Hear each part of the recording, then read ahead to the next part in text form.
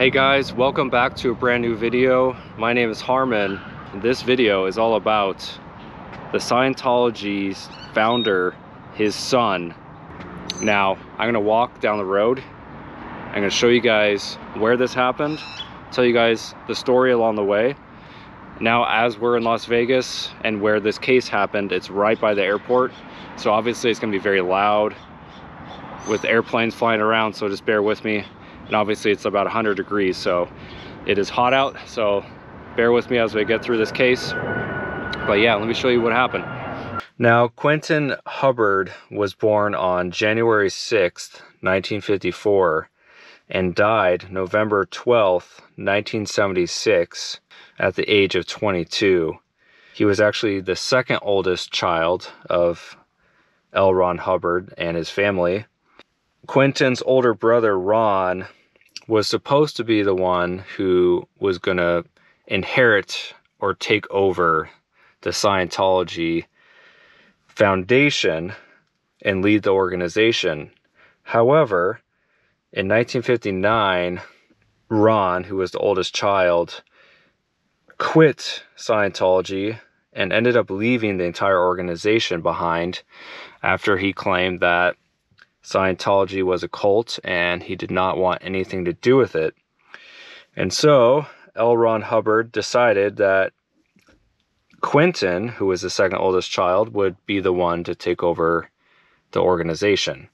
However, Quentin was not thrilled on wanting to be the leader of the organization. A bunch of former Scientologists have said that Quentin was in fact homosexual, or at the very least was bisexual, and this clearly caused Quentin to have a great deal of personal torment, as Scientology doctrine classifies any homosexuals as, quote, sexual perverts and quite ill physically.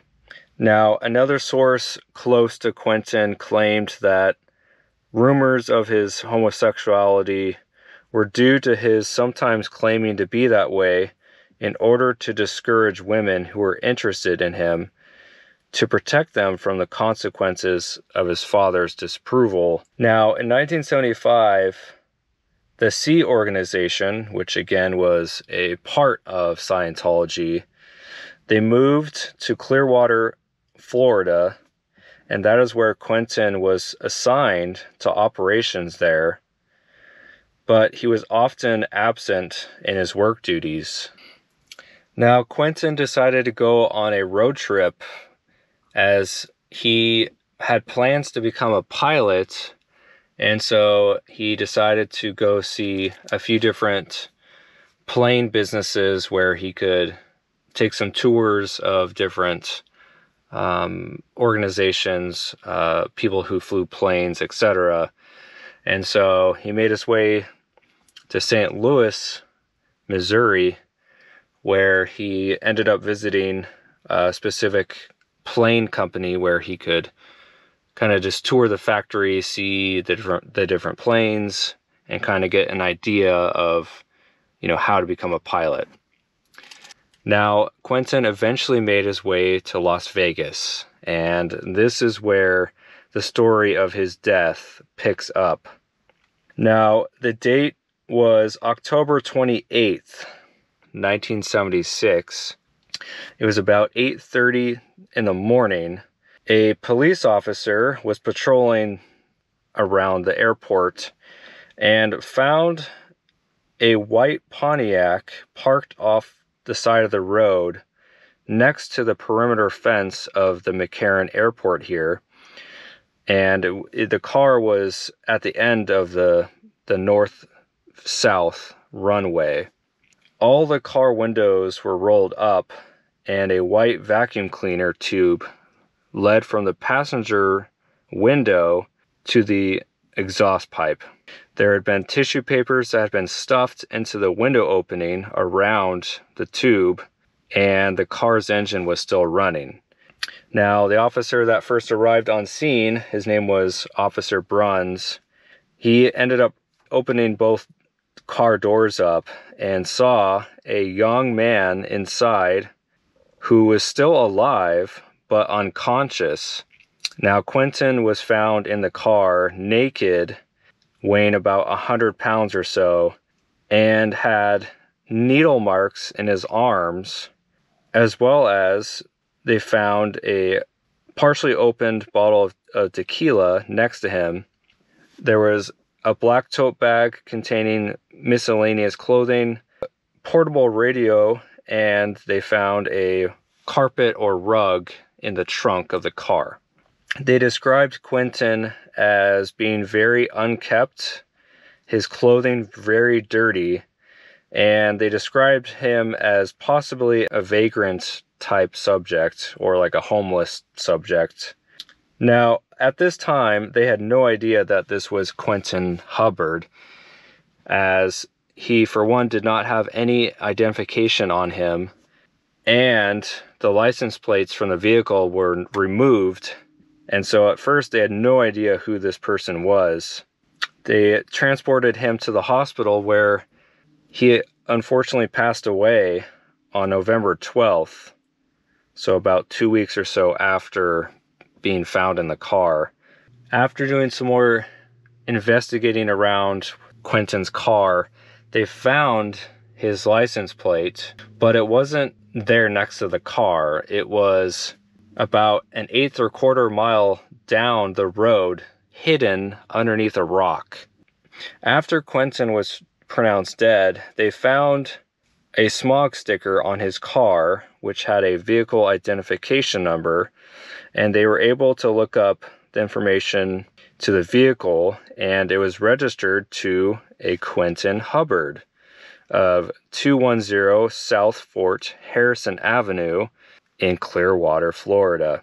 This is the official autopsy report done on Quentin, and again, it is very interesting and quite shocking what they said. They mentioned that there are multiple needle puncture marks on both arms, as well as little white bumps on both upper arms and upper chest. An angiogram showed a possible cerebral abscess. However, all other x-rays were negative. Toxics were negative, as well as carbon monoxide poisoning was negative. So, in other words, his official cause of death was not from carbon monoxide poisoning. Quentin did have prior suicidal attempts. He did try to take his own life at least once, if not multiple times. He was not a drinker, and he was not someone who did drugs. And so the fact that they found an alcohol bottle next to him that was half drunk, they found needle marks in both of his arms when he was not a drug addict, and they found his license plate an eighth of a mile away down the road, hidden under a rock. And on top of that, they found a carpet or rug in the trunk of his car that had his DNA, his hair fibers on it. So it makes it seem probable or even possible that Quentin's suicide was actually a setup and was a murder. So you're probably wondering, what was his cause of death if he didn't actually die by carbon monoxide poisoning? The autopsy says that the patient was comatose throughout the hospitalization, and possible respiratory and cardiac arrest was final cause of death at 9:25 p.m. on 11/12/1976. When L. Ron Hubbard and his wife, Mary Sue, found out about Quentin's death, they had very opposite reactions. Quentin's mom was hysterical. She was crying, she was confused, she was upset. Quentin's dad had an opposite reaction. He was quoted in saying, "That stupid expletive kid, that stupid expletive kid, look what he's done to me." Many sensitive documents were stolen from the coroner's office and taken to L. Ron Hubbard. Scientologists were not told about Quentin's death, but since he was well known and popular, news of course got around. Those who found out he was dead were told he had been murdered. Alright, you guys, I'm gonna head out of here. I filmed a few cases today in the blazing hot sun here in Vegas, so I'm gonna head out of here. Again, this is just one of those bizarre cases that, again, it's hard to really show you this crime scene because it's just a, you know, a random side of the road next to the airport. So it's like I can't really show you much of, you know, of this, but I want to at least come here to the location and show you guys where this happened. So anyway, guys, if you're new around here and you enjoy these videos, make sure you subscribe, and I'll see you guys on the next one. Thanks for watching.